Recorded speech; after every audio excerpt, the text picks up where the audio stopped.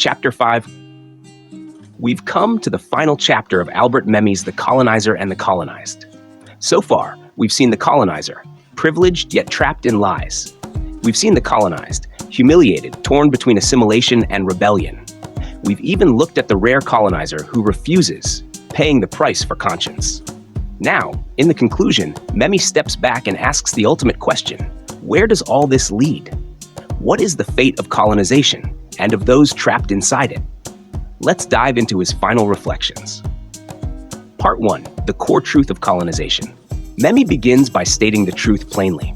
Colonization is fundamentally unjust. It is built on exploitation, oppression, and lies. The colonizer may tell himself myths about civilization or progress, but these are masks covering theft and domination.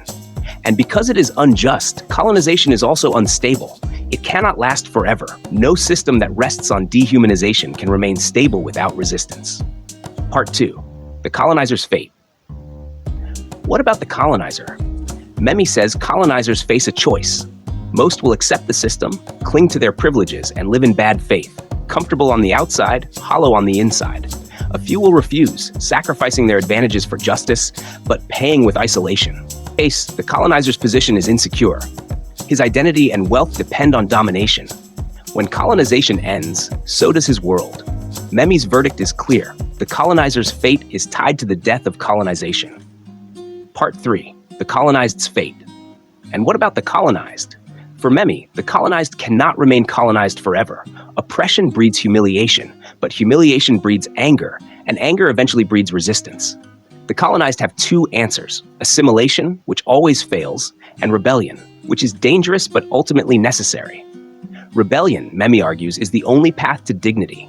It may be costly, it may take generations, but it is inevitable. Colonization creates the very forces that will destroy it. Part 4. The inevitable end of colonization. Part of Memmi's conclusion. Colonization is doomed. It is not doomed because the colonizers will suddenly grow a conscience. It is not doomed because the system will reform itself. It is doomed because the colonized will no longer accept it. Once the colonized reclaim their humanity, once they reject the lies of inferiority, the system of colonization cannot survive. Its foundation crumbles. Part 5. Lessons beyond colonization. Memmi finishes with a warning and a lesson. Colonization is not just about one place or one time. It reveals a universal truth. Any system built on domination dehumanizes both the oppressor and the oppressed. The colonizer loses his integrity, his freedom, his humanity. The colonized loses his dignity, his opportunities, his sense of self. The only way forward is liberation, not just for the colonized, but for both sides. Because true humanity is impossible in a relationship of domination. Conclusion. Closing the book. So what do we take away from Memmi's The Colonizer and the Colonized? Colonization is not just political, it is psychological, cultural, and deeply personal. It creates privilege for the colonizer, but at the cost of hypocrisy and guilt. It humiliates the colonized, but also plants the seeds of resistance. It cannot last, because people cannot live indefinitely in a lie. Memmi's conclusion is not just about the past.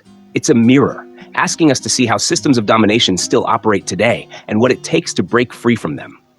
And that, in the end, is his most powerful lesson. Oppression is never permanent. Liberation is always possible.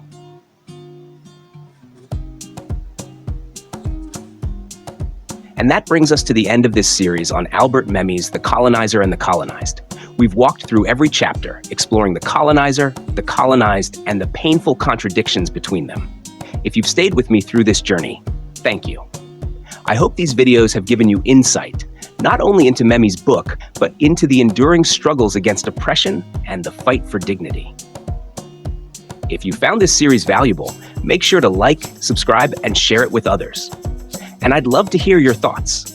What's the most important lesson you're taking away from Memmi's work? Thanks for watching, and I'll see you in the next deep dive.